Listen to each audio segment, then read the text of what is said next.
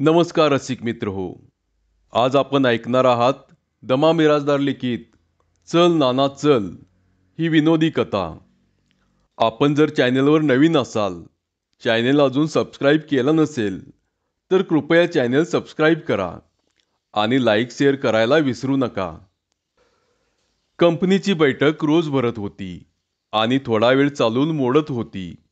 कसलीच रंगत येत नव्हती. तेच तेच विषय चघळले जात होते. तीच तीच माणसं बोलत होती आणि तेच तेच अभिनय व्यक्त होत होते. कंटाळा येत होता. पूर्वीसारखी हाय क्लास मजा आता राहिली नव्हती. नवे काही घडत नव्हते आणि आता कशासंबंधी बोलावे हे मंडळींनाही कळत नव्हते. बैठक न रंगण्याची आणखीही काही कारणे होती. कंपनीचा मुख्य आधारस्तंभ बाबू पैलवान तोच परगावी गेला होता. त्यामुळे निम्मी मजा गेली होती. नाना चेंगटही बरेच दिवस येत नव्हता. तो थोडा आजारी आहे असे कुणीतरी सांगितले होते. पण चेंगटाची कुठलीच गोष्ट कुणी मनावर घेत नसे. त्यामुळे त्याच्या आजारपणाचीही कुणी दखल घेतली नव्हती. असेल काहीतरी, कमी जास्त खाल्ले असेल आणि अजीर्ण होऊन गडी उताना पडला असेल.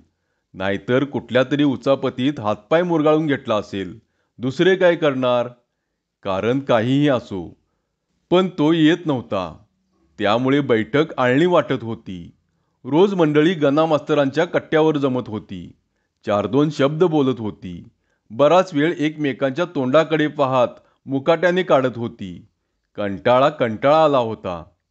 त्या दिवशी रात्री बाबू बैठकीत अचानक दाखल झाला आणि सगळ्यांची कळी खुलली. आता काही जगण्यासारखे आहे असे वाटू लागले. विडीचे जळते तोंड तोंडात घालून त्या बाजूने धूर काढीत रामाखरात म्हणाला, काय बाबूराव हे? गेला ते तिकडच, पाण्यात पडल्यावानी गप. ह्या समधी कंपनी फुटली आपली. बाबूने शिवा जमदाड्याच्या मांडीवर जोराची थाप मारली. दात काढले. सासूरवाडीला गेलतो राव. लई दिस बायको माग लागली होती. कवा शिकाला? हे काय, आत्ताच. मोटारीतून खाली उतरलो, घरी जाऊन 4 भाकरी मुरगळल्या, हात धुतला आणि इथं आलो. ते बरं केलंस. आसपास रस्त्यावरच्या दिव्यांचा फिकट उजेड पसरला होता. कट्ट्यावर बसलेल्या मंडळींचे चेहरे अंधुक दिसत होते. बाबूने नीट निरखून पाहिले. भिंतीला टेकून गणा मास्तर पान लावीत होता. रामाखरात एक मांडी घालून विडीचे धूर मजेमजेने काढीत होता. शिवा जमदाडे त्याच्या त्या धुराकडे बघत वेळ काढत होता. त्याचा काहीच उद्योग चालू नव्हता. गोपाळ रेडे बुडाजवळ जाजमाच्या खाली आलेले दगडगोटे अधूनमधून काढून बाजूला टाकीत होता आणि आपली बसायची जागा साफ करीत होता. सगळी नेहमीची मंडळी दिसत होती. नाही म्हणायला नाना चेंगट मात्र अजिबात दिसत नव्हता. असे कसे झाले? नाना नाही म्हटल्यावर मजाच गेली की सगळी. आपले हात फुरफुरायला लागले म्हणजे रट्टा घालायला कोण आहे मग? आपल्याला पाहून नाना कदाचित कट्ट्याखाली उतरला असेल. कदाचित कुणाच्या तरी आडोशाला बसला असेल. आपण आलोय हे बघितल्यावर ही गोष्ट शक्य होती. म्हणून बाबूने आणखीन निरखून पाहिले. पण नाना चेंगट दिसला नाही. तो नव्हताच देते तर दिसणार कसा हे बाबूच्या लक्षात आले. त्याने चौकशी केल्यावर कुणीतरी सांगितले की तो आजारी आहे. गेले काही दिवस तो अजिबात येत नाही. आर मग मर्दानो, घरी जाऊन बघितलं का कोणी? काय होतंय काय नाही? रामाखराताने बिडीचे थुटूक टाकून दिले. धुराचा शेवटचा हप्ता हवेत सोडून तो बेफिकिरीनं म्हणाला, त्यात काय बघायचं? आपल्याला जात माहीत नाही का? कुठंतरी गपागप खाल्ला असेल, लागले असेल हागवण. बंद झाली म्हणजे येईल आपसूक. जातोय कुठं? कधी नव्हे ते गणा मास्तर मध्येच बोलला, तसं नव्हे, हे कारण दुसरंच आहे. मग धडपडला असेल कुठंतरी, मार खाऊन आला असेल. तसं बी नवं, तिसरंच आहे. मग काय ऑपरेशन करून आला म्हणावं काय? नवं म्हणतो तर चौथंच आहे. या संभाषणानं बाबूची उत्सुकता वाढली. गणा मास्तर नुसतं नाही नाही म्हणू लागला, पण काय आहे हे काही सांगेना. तेव्हा सगळेच त्याच्या तोंडाकडे पाहू लागले. प्रत्येकाने कान टवकारले. बाबू म्हणाला, म्हणजे काय हाय काय गना मास्तर? काय सिक्रेट आजार आहे का? तसं असलं तर जोड्यानं हाणतो त्याला. तू नुसतं बोल, हा निघालोच मी. गना मास्तराने पान खाल्ल्यावर जितका गंभीर चेहरा करता येईल तितका केला. सर्वांच्या तोंडाकडे नीट निरखून पाहिले. प्रत्येक जण आपल्याकडेच पाहतो आहे हे बघितले. मग हळू आवाजात तो म्हणाला, काय तरी सिक्रेटच आजार आहे बाबू त्याचा. पण तू म्हणतो तसला नवं. वायलीच भानगड हाय. कसली? त्याला रातसारी झोपच येत नाही म्हण. रातसारी जागं राहिल्यावर झोप कशी येईल मास्तर? तसं नवं म्हणतो तर. मग रातच्याला तो झोपतोय अंथरुणावर. अगदी टायमाला झोपतोय. पण जरा डुलका लागला की वरडत उठतोय एकदम. मग पुन्हा झोप नाहीच. काय वरडतोय असं?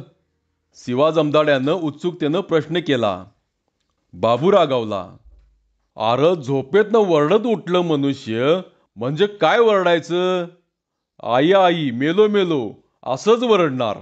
तुला काय वाटलं रे जमदाड्या? भारत माता की जय असं म्हणत असल? शहाणाच आहेस तू एक म्हणजे. सगळे हसले. शिवा वरमला. पण त्याला जरा बरे वाटले. हां, आता बैठक जरा जमली. बर गना मास्तर, तू पुढची स्टोरी सांग. गना मास्तरने मग एकूण वृत्तांत सांगितला. आज दुपारीच नाना चेंगटाचा थोरला भाऊ 2 रुपये उसने मागायला माझ्याकडे आला होता. त्याने सगळी कथा सांगितली. नाना चेंगटाला अलीकडे झोपच लागत नाही. तो झोपला की थोड्या वेळाने कसली तरी वेडीवाकडे स्वप्ने पडतात आणि मग तो एकदम ओरडत उठतो. कोणीतरी गळा दाबावा तसा घाबरून उठतो. मग पुन्हा काही त्याला झोपच येत नाही. गेले 4-8 दिवस रोज हा प्रकार चालू आहे. चौकशी केली तर नीट काही कोणाला सांगतच नाही. एक बाई स्वप्नात दिसते एवढंच तो बोलतो. पण तो फार हबकला आहे. अगदी अंथरूण धरलं आहे त्यानं. गना मास्तरने सांगितलेली ही हकीकत ऐकून बैठकीत एकदम खळबळ उडाली. जो तो एकमेकांच्या तोंडाकडे पाहू लागला. ही काय नवीन भानगड आहे? असा भाव प्रत्येकाच्या तोंडावर उमटला. बाबू म्हणाला, मला वाटतं आपण नानाच्या घरी जाऊ लगोलग अन समक्ष विचारू त्याला. मग समद डिटेलवर सांगतोय का नाही ते बघाच. म्हणजे कळल तरी खरी गोष्ट काय आहे ती. आता असल का घरी? लेका आजारी हाय म्हटल्यावर जातोय कुठं? चला उठा इथनं. सगळे भराभर उठले. झपाझप पावले टाकीत नाना चेंगटाच्या घरी येऊन दाखल झाले. बाबू तर सगळ्यांच्या पुढे. धाड धाड कडी वाजवून दार जोरात आपटून तो अंगणात गेला सुद्धा. पटका बगलेत मारून तो नाना म्हणून इतक्या जोरात ओरडला की घरातली सगळी माणसे एकदम बाहेर आली. नानाचा थोरला भाऊ, त्याची बायको, नानाची बायको, थोरल्या भावाची पोरं. बाबू निर्विकारपणे म्हणाला, नाना कुठं हाय? आत हाय, पडलाय हातरुणावर. या की. भावाने स्वागत केले. आतल्या खोलीत एका जुन्या गादीवर नाना चेंगट निजून होता. एक मोठे जाड घोंगडे त्याने गळ्यापर्यंत पांघरले होते. समोरच्या कोनाड्यात एक जुनाट कंदील भगभगत होता. त्या उजेडात कणणाऱ्या चेंगटचा सुकलेला चेहरा सर्वांच्या दृष्टीस पडला. गडी एकूण भलताच खाली आला होता. आधीच तो पाप्याचं पितर. त्यातून या आजाराने त्याची उरली सुरली हाडेही वर निघाली होती. सगळी कंपनी त्याच्या अंथरुणापाशी बसली. थोडा वेळ इकडे तिकडे गेला. 4 नेहमीच्या गोष्टी बोलून झाल्या. मग बाबू कधी नव्हे ते मवाळ आवाजात बोलला, काय नाना, भानगड काय हाय? कसली स्वप्न पडत्यात तुला? आणि कोण बाई येती स्वप्नात? बाबूने हा प्रश्न विचारल्यावर नाना चेंगट उठून बसला. भिंतीला टेकला. पांघरुणातच गुडघे वर केले. बाबूकडे काळजीपूर्वक पाहिले. फक्कन हसून बाबू म्हणाला, अरे तुला मारत नाही मी चेंगट. आता स्वप्न पडत्यात. हा काय तुझा गुन्हा नाही काय नाही. जमदाड्यानेही टेकू दिला. नाना तू व्यवस्थिशीर सांग. समद सांग. म्हणजे काय विलाज बिलाज असला तर करता येईल. तेच म्हणतो मी. सगळ्यांनी पुन्हा धीर दिला. तेव्हा नानाला कंठ फुटला. क्षीण आवाजात तो म्हणाला, तुम्हाला खरं वाटायचं नाही, पर हाय खरं असं. बोल पुढं. तुमचा विश्वास नाही बसायचा. अरे बसतोय, तू बोल गडागडा पहिलं. बाबू तुला खोटंच वाटेल. आता सांगतोस काय कसं? बाबूने न कळत हाताची मूठ करून उगारली. नानाने एकदम अंग चोरून घेतले. मग बाबूच्या लक्षात चूक आली. आज ह्या माणसाला मारून उपयोग नाही. मग उगारलेली मूठ त्याने जमदाड्याच्या बक्कन पाठीत हाणली. तो ओरडला तेव्हा बाबूला जरा बरे वाटले. हां, सूट चेंगट तू. चेंगट म्हणाला, म्हणजे काय झालं? 4-8 दिवसातली गोष्ट. गेल्या बेस्तरवारी मी रातच्याला झोपलो आणि मध्यानरात्री सपान पडलं. एक बाई आली एकदम मोरं, मळवट भरल्याली, कॅस मोकळं सोडल्यालं आणि माझ्याकडं बघून खुना करायला लागली. सारखी म्हणायला लागली, चल नाना चल. अरे पर कुठं चल? ते काय बोलली नाही ती. अरे विचारायचं तिला, भ्याचं नाही. घाबरून गेलो राव मी. कशाचं विचारतोय? दातकिळीच बसली माझी. वरडतच उठलो मी आणि काय. बरं पुढं. दुसऱ्या दिवशी पुन्हा त्योच घोळ. नानाने हळूहळू सगळी कथा सांगितली. गेल्या गुरुवारपासून हे स्वप्न त्याला रोज पडत होते. रोज रात्री नाना झोपला की ती बाई त्याच्या स्वप्नात हजर. एक दिवस खाडा नाही. एकदा तर बाई त्याच्या उरावरच बसली आणि खदाखदा हसू लागली. आणखी एकदा तिने वेडेवाकडे तोंड करून आणि डोळे गरगर फिरवून नानाला फारच भीती दाखवली. तिचा एकच घोषा आहे, चल नाना चल. असे सारखे ती बोलते. नाही म्हणायला एकदा धीर करून नानाने तिला कोण काय ही माहिती रडत रडत विचारली. तेव्हा ती म्हणाली की मी पाताळ सुंदरी आहे.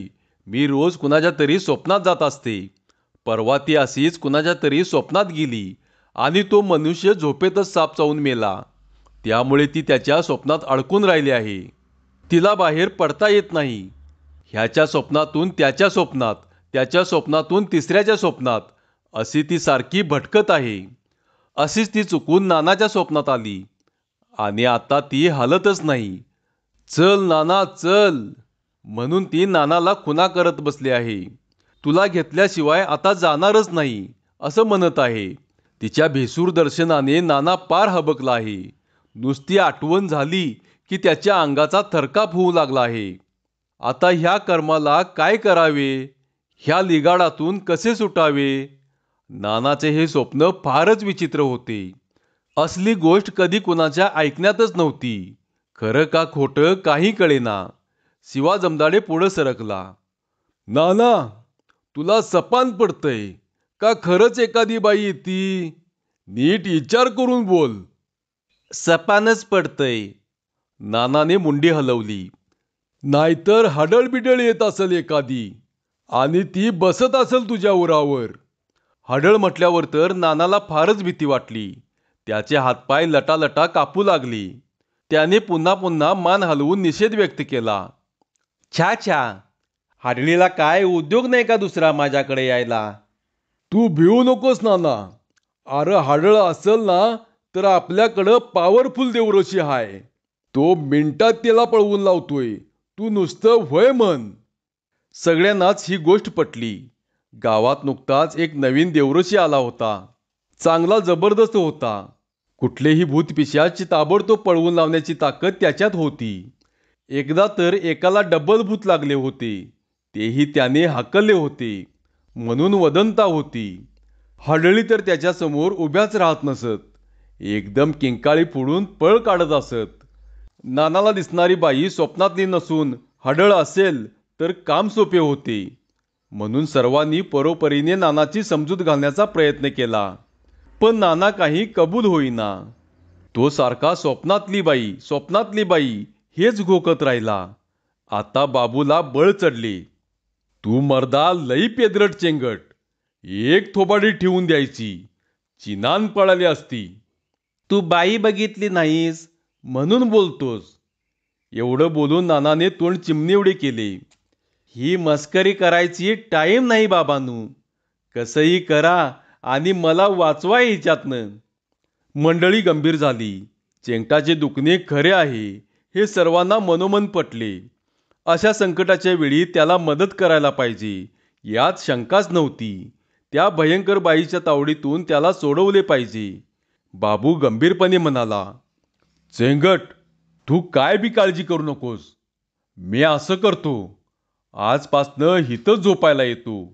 तुझ्याजवळ हातरून टाकतो. रामा बोलला, आणि मोर? मोर काय? चेंगट, तू झोप खुशाल. जर तुला सपान पडलं आणि ती बाई आली तर मला हळूच खून कर, म्हणजे मी बघून घेतो तिचं. बर, काय करशील तू तिचं? खराताने पुन्हा शांतपणे दुसरा प्रश्न विचारला. बाबूही मग विचारात पडला. अरे होय की, आपण काय करणार इथं? बाई येणार स्वप्नात त्याच्या, आणि स्वप्नाबाहेर आपण काय करणार? आपल्या ताकदीचा इथं काहीच उपयोग नाही. इतका वेळ गप बसून ऐकणारा गणा मास्तर आता पुढे सरसावला. तो शांतपणे बोलला, मला एकच रस्ता दिसतो. कोणचा? ह्यो गणी झोपला म्हणजे ह्याला सपान पडतं, आणि सपान पडलं म्हणजे ती बाई येती.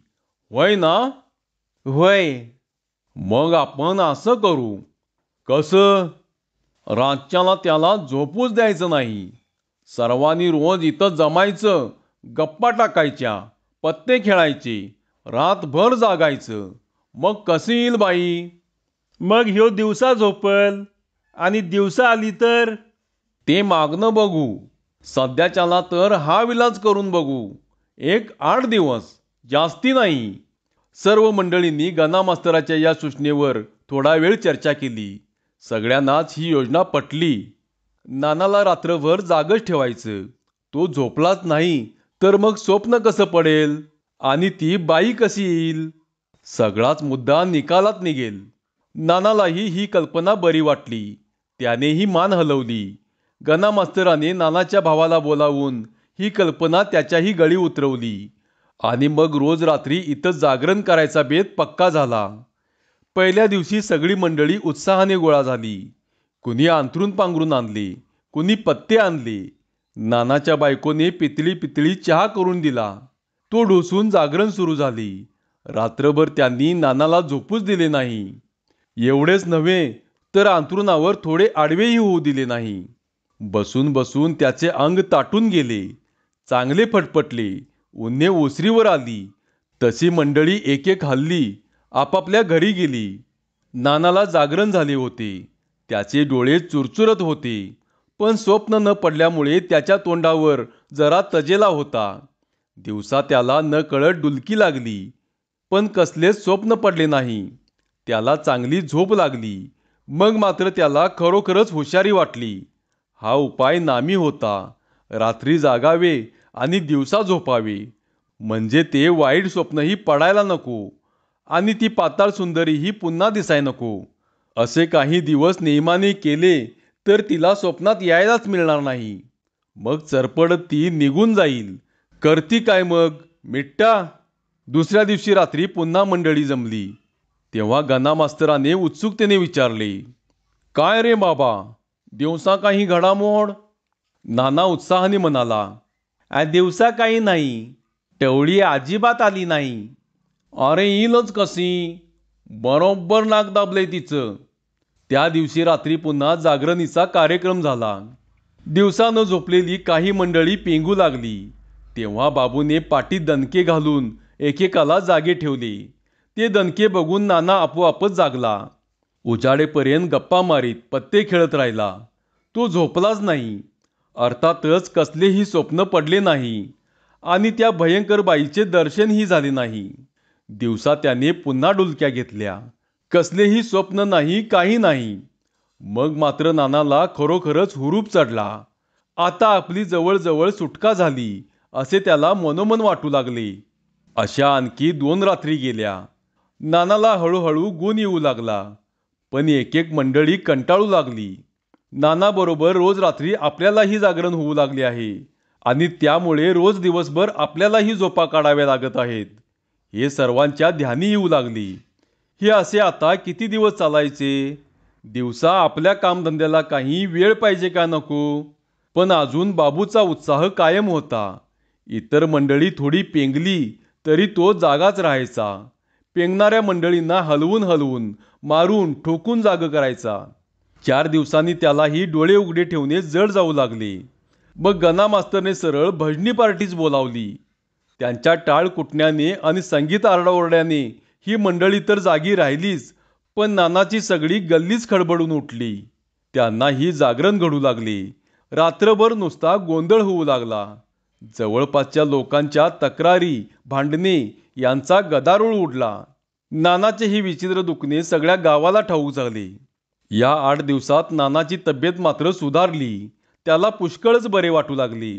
अखेर 8 दिवस संपले आणि मंडळींनी सुस्कारा सोडला. सुटलो एकदाचे. आता आपण घरोघरी जाऊन झोपायला मोकळे झालो. नानाची बाई ही गेली. चला, काम निकालात निघाले. रात्रभर आपापल्या घरी झोपून मंडळी दुसऱ्या दिवशी कट्ट्यावर जमली. तेव्हा सगळ्यांनाच फार हुशारी वाटत होती. आपणच एका मोठ्या दुखण्यातून उठलो आहोत असे बहुतेकांना वाटत होते. गणा मास्तरांच्या डोकेबाजपणाची तारीफ चालली होती. गणा मास्तर हसतमुखाने ती ऐकत होता. सगळे चेंगटाची वाट पाहत होते. त्याने आज बैठकीत यायचे कबूल केले होते. मग तो अजून का बरे आला नाही? फार उशीर झाला. तसा गणा मास्तर अस्वस्थ झाला. मीच जाऊन घेऊन येतो त्याला, असे सांगून तो उठला आणि झपाट्याने चेंगटाच्या गल्लीत गेला. सगळे त्याची वाट पाहत थांबले. करमेना, वेळ जाईना म्हणून बाबूने डोके झाडून झाडून त्यातली चिमड 2 चिमड तांबडी माती बाहेर काढली. रामा खराताने 1-2 विड्या ओढून बघितल्या. शिवा जमदाड्याने हातानेच पायाच्या 2 बोटांची नखे काढली. गोपाळ रेडे थोडा वेळ पेंगला. मग गणा मास्तर आला. आला तो एकटाच आला. त्याचाही चेहरा गंभीर दिसला. बसल्या बसल्या तो म्हणाला, सगळं बोंबललं की रे. म्हणजे? काल नाना नेहमीप्रमाणे रातचा झोपला तर पुन्हा स्वप्न पडलं आणि पुन्हा ती बाई स्वप्नात आली. वर नानाला म्हणती, तू मला येऊ देत नाहीस का? थांब, तुझं चांगलं कांडातच काढते. कोण म्हणलं? चेंगट सांगत होता. लई घाबरलाय. मला म्हणाला, आता काय माझी धणगत नाही. ती बाई मला घेऊन जाती. अगदी कायम घेऊन जाती. आता कसं करावं? गणा मास्तरांनी सांगितलेला हा वृत्तांत ऐकून वातावरण एकदमच गंभीर झाले. सगळीकडे स्तब्धता पसरली. कोणीच कुणाशी बोलेना. एकूण हे प्रकरण आपण समजतोय तितके साधे नाही, गंभीर आहे. नाना चेंगटाची ह्यातनं आता सुटका होते का नाही? की ती बाई त्याला खरोखरच घेऊन जाणार? अन घेऊन जाणार म्हणजे काय? चेंगट मरतोय बिरतोय की काय? छे छे, ही गोष्ट बरी नाही. काहीतरी उपाय शोधलाच पाहिजे. काहीतरी मार्ग काढलाच पाहिजे. पण कोणता? पुन्हा नानाला जागवायचे? ते जमण्यासारखे नव्हते. मग काय करावे? रामा खरात शेवटी बोलला, आपण बी जागाय नको आणि चेंगट्याला तर झोप लागल, असं काहीतरी कराय पाहिजे. आर होय, पर काय करतोस? सांगू का? सांग. रामा थोडा वेळ थांबला. सगळ्यांच्या तोंडाकडे पाहून त्याने आदमास घेतला. पटलं तर बघा, वाट दाखवायचं काम माझं. म्हणजे कसं म्हणतोस? मला वाटतं चेंगटाला रोज पाजावी. काय? रामाने उजव्या हाताचा अंगठा वर करून तोंडाजवळ नेला. म्हणजे नानाला दारू पाजावी असे रामा म्हणतो की काय? काय? दारू पाजावी? हा. म्हणजे काय होईल? गडी झिंगून पडल मुडद्यावानी. सकाळ पतूर भानगड नाही. सपान पडतंय कशाला? बाबू या गोष्टीचा निषेध करण्याच्या विचारात होता. पण बहुतेकांना खराताच्या सूचनेत तथ्य वाटत आहे हे त्याच्या ध्यानात आले. मग तो पुढे काही बोललाच नाही. पण नाना घेईल का? चट घेतय. माग तर मला आणून दे म्हणून माग लागला होता त्या खंडूच्या. आरतीच्या मायला. मग पाजा की. पडू दे गडी हाल्ट होऊन. दारूला भिवून बाई पळाली तर बरंच झालं. बोलता बोलता विचार पक्का झाला आणि चेंगटाला तीर्थ द्यायचं ठरले. ते कुठं मिळेल याची फारशी चिंता नव्हती. गाव तयारच होते. खणावे तिथं बाटली निघत होती. तो मुद्दा नव्हता. चेंगट ही गोष्ट करायला आडेवेडे घेईल अशी बाबूची कल्पना होती. प्रत्यक्षात उलटेच घडले. त्याने मोठ्या हौसेने ती गोष्ट मान्य केली. इतकेच नाही, एकामागून एक ग्लास भराभर रिचवून त्याने एकदम आरडाओरडाही सुरू केला. त्या दिवशी रात्री नानाने घरात फार दंगा केला. थोरल्या भावाला कधी नव्हे त्या शिव्या दिल्या. बायकोला चोपून काढले. फार काय, बाबू पैलवानालाही त्याने चोपून काढायची तंबी दिली. फार माजलास काय र बाब्या तू, अशी भाषा काढल्यावर मात्र बाबूने त्याला 2 दणकेच दिले. मग मात्र तो जो अंथरुणात पडला तो हालचाल न करता मुडद्यासारखा पडून राहिला. सकाळपर्यंत उठलाच नाही. रात्री त्याला स्वप्न पडले की नाही आणि स्वप्नात ती बया आली की नाही याची चौकशी करायची इच्छा होती, पण दिवसभर कुणालाच नानाच्या घरात जायचे धाडस झाले नाही. एक तर नानाने घरात दंगा केला होता, त्यामुळे घरातली सगळी माणसे कंपनीच्या नावाने ठणाणा करीत होती. आणि दुसरे म्हणजे सगळ्या आळीत या प्रकाराचा गवगवा झाला होता. रात्री गणा मास्तरान बाबू भेटायला आल्यावर चेंगट रुसल्यासारखी मुद्रा करून म्हणाला, काय लेकानू, आम्हाला तुम्ही इतकी दारू पाजायची होय? काय ताळमेळ मर्दानू? थोरल्या भावाला शिवा दिल्या म्या. अरे ते जाऊ दे, झोप तर फर्स्ट क्लास लागली नव्ह? चेंगटाचा चेहरा रडवेला झाला. गणा मास्तर, मरतोय आता मी. आता माझी काय धडगत दिसत नाही. का रे बाबा? आली ना चटवी ती पुन्हा सपनात. झिंगल्याली राव. दारू पेलेलं माणूस कसं नाचतंय तसं नाचाय काय लागली. आरळ आरळ बोलायला काय लागली.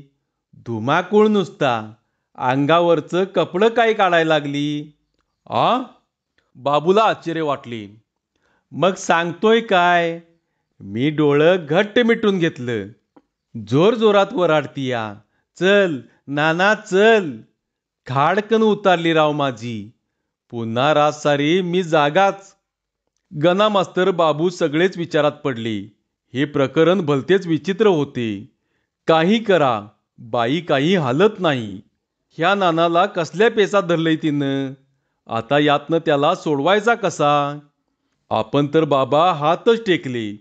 नाना हाताश होऊन म्हणाला, काय तरी करा, पर सोडवा मला ह्याच्यातनं. नाहीतर मी काय जगत नाही लई दिवस. बर बर, बघू. एवढे सांगून दोघेही बाहेर पडले. आता मात्र कुणीतरी मांत्रिक देवरशी आणल्याशिवाय गत्यंतर नाही हे निश्चित झाले. देवरशाने सगळी हकीकत ऐकली. नानाला पाहिले. त्याचाही चेहरा गंभीर झाला. तो म्हणाला, हाय, हे एक प्रकारचं भूतच हाय. हाडळ हाय ही, पण जरा खवड जातीची हाय. प्रत्यक्ष भेटत नाही माणसाला, सपनात येऊन त्रास देतीया. मग आता तुम्ही बिनगो राहावा. जरा टाईम लागल, पण मी करतो व्यवस्था समधी. बराबर त्या बाईला काढून टाकतो. काय करता म्हणायचं? तुम्ही बघा तर खरं, पर ₹1.25 नाही बघायचं.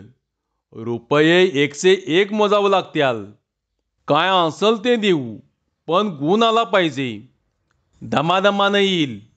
भूत सपनात जात्यात, मग माणसाला जायला काय हरकत हाय? तुम्ही मला त्याच्या सपनात घालवा, म्हणजे मी झिंजाच वडतो सटवीच्या. बाबूचे हे बोलणे देवऋषाने हसण्यावारे नेले. मग देवऋषाचे उपचार सुरू झाले. आधी काही दिवस नानाने गंडेदोरे केलेच होते. पुन्हा नव्याने सुरू झाले. देवरची रोज येऊन मंत्र टाकू लागला. मंतरलेले पाणी प्यायला देऊ लागला. एकदा कुठला तरी ताईत बांधून गेला. एकदा त्याने 10-5 लिंबे कापून टाकली. दही भाताचा नैवेद्य गावाबाहेर ठेवला. सकाळ संध्याकाळ सगळे प्रकार झाले. रोज सकाळी तो नानाला विचारी, काय कमी आहे का? नाना रडकुंडीला येऊन म्हणे, कशाचं कमी राव? रोज येतीयास ती सपनात, खदा खदा हसतीया, भ्या दाखवतीया. काल हातात हाडूकच घेऊन आली. चल नाना चल म्हणाली. नाहीतर उद्या माणसाची कवटीच आणते म्हणाली. मग देवऋषी म्हणाला, घाबरू नका, आज मी मंतरलेले पाणीच टाकतो तुमच्या डोक्यावर, मग तर झालं. काय करताल ते खरं. देवऋषाने सगळे प्रकार करून पाहिले. शेवटी तो नानाच्या भावाला म्हणाला, मध्यान रात्रीला सपान पडायच्या टायमाला डोचकं खाली आणि पाय वर असं निजवा त्याला. 1-2 घंटे बांधून ठेवा असं. मग काय होतंय ते मला सांगा. वडरानं एखादं डुक्कर धरताना जसा आरडाओरडा होतो तसा त्या दिवशी नानाने केला. पण बाबूने त्याला उलटा बांधून ठेवलाच. खुंटीला पाय बांधले आणि खाली डोकं पक्क राहील अशी व्यवस्था केली. नानाने केलेला ठणाना कुणी देखील ऐकून घेतला नाही. त्या दिवशी रात्री हाच दंगा जोरात झाला. दुसऱ्या दिवशी सकाळी देवऋषी आल्यावर कन्नत कुतत नाना म्हणाला, कमाल केली महाराज तुम्ही. का, काय झालं, गेली का बाई? ती कशाची जाती या, दुसऱ्याच एका बाईला घेऊन आली कल. हे ऐकल्याबरोबर देवऋषी जो ताडकन उठला तो घराबाहेर पडला. हान बिगार पुन्हा काही परत आला नाही. सर्व उपाय संपले. सगळ्यांनीच आता हात टेकले. कुणीच त्याला विचारायचे धाडस करीना. सगळ्या गावात तोच एक बोलायचा विषय झाला.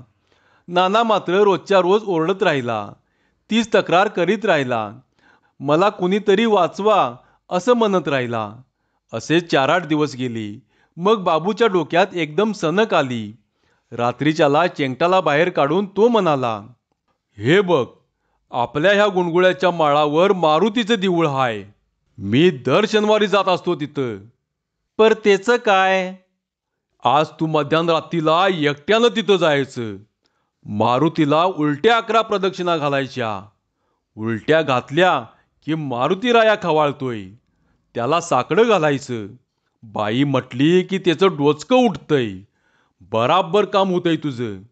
पण यातून सुटण्यासाठी तो आता काहीही करायला तयार होता. थोडी काकू करून तो तयार झाला. बाबूने त्याला ओढ्यापर्यंत येण्याचे कबूल केले. रात्र अंधारी होती. गार वारा सुटला होता. झाडांची पाने सळसळत होती. त्यांच्या फांद्या विचित्रपणे हालत होत्या. चेंगटाला फार भीती वाटली. असला रात्रीचा प्रवास त्याने जन्मात कधी केला नव्हता. ओलेत्या अंगाने भराभरा निघून त्याने देऊळ गाठले. मारुतीरायाला दंडवत घातली. प्रार्थना केली. मग उलट्या प्रदक्षिणा घालीत तो देवळाच्या भोवतीनं फेऱ्या मारत राहिला. त्या अंधारातच त्याला कुणीतरी देवळापाशी आले हे जाणवले. पण कोण ते कळले नाही. त्या माणसानेही मारुतीला नमस्कार केला. मग त्याने साधी प्रदक्षिणा घातली. अंधारात नीटचे काही दिसले नाही. शेवटी उलट प्रदक्षिणा घालता घालता नाना एकदम त्या माणसाला धडकला. एकदम त्याचे टाळके ठाणकन त्या माणसाच्या डोक्यावर आदळले. इतक्या जोरानं की तो माणूस मटकन खालीच बसला. अगं आई ग, करीत डोके गच्च धरून खाली बसला. तो उठेच ना. नानाच्या डोक्याला तर चांगल्या झिंझिन्या आल्या होत्या. त्याने चाचपून पाहिले तर बोटाला ओले ओले लागले. बहुधा रक्त आले असावे. बाप रे, म्हणजे खोक पडली की काय? आणि हा माणूस कोण? नानाला एकदम भीती वाटली. प्रदक्षिणा पूर्ण करून त्याने जी धूम ठोकली ती थेट घरी पोचेपर्यंत मागे काही वळून पाहिले नाही. आला तो गडी खोक बांधूनच अंथरुणातच पडला. आणि चमत्कारच झाला. कधी नव्हे त्या दिवशी रात्री नानाला शांत झोप लागली. त्याला कसलेच स्वप्न पडले नाही की भयंकर बाईही दिसली नाही. खूप दिवसांनी त्याला निर्मळ झोप लागली.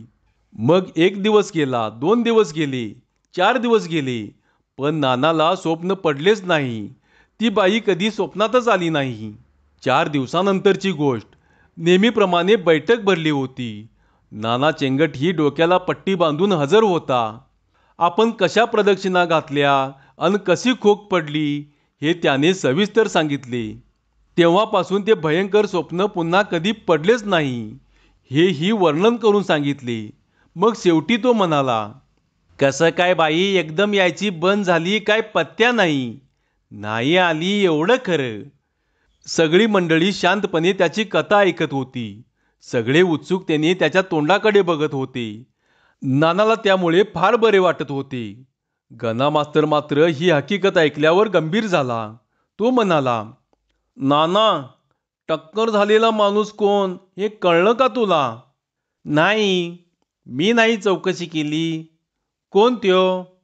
त्यो रेवण लिगाडे होता. रेवण लिगाडे म्हणजे गावातल्या शेटी अण्णांचा कारभारी. गडी चांगलाच दणकट होता. तरीच बरं का आपल्याला खोक पडली. मग बरोबर हाय. पर तुला कसं माहीत गणा मास्तर? गणा मास्तर 2 मिनिटे काहीच बोलला नाही. मग त्याच गंभीर स्वरात तो म्हणाला, आज दुपारच्याला शेटे अण्णांनी मला बोलावलं होतं. कशापायी? मला म्हणाले, गणा मास्तर, काय घोळ झालाय काही कळत नाही. हा आमचा रेवण परवा अंधारात धडकला कुणाला तरी. घरी येऊन झोपला नेहमीप्रमाणे आणि मध्यरात्री एकदम ओरडत उठला. काय म्हणून? सगळ्यांनीच एकदम विचारलं. गणा मास्तर म्हणाला, एक स्वप्न पडलं होतं. त्या स्वप्नात एक भयंकर बाई दिसली म्हणत होता. केस मोकळं सोडलेली, मळवट भरलेली, खदा खदा हसते आणि म्हणते, चल रेवण चल. आज 4 दिवस झाले रोज हेच स्वप्न पडते त्याला. धन्यवाद.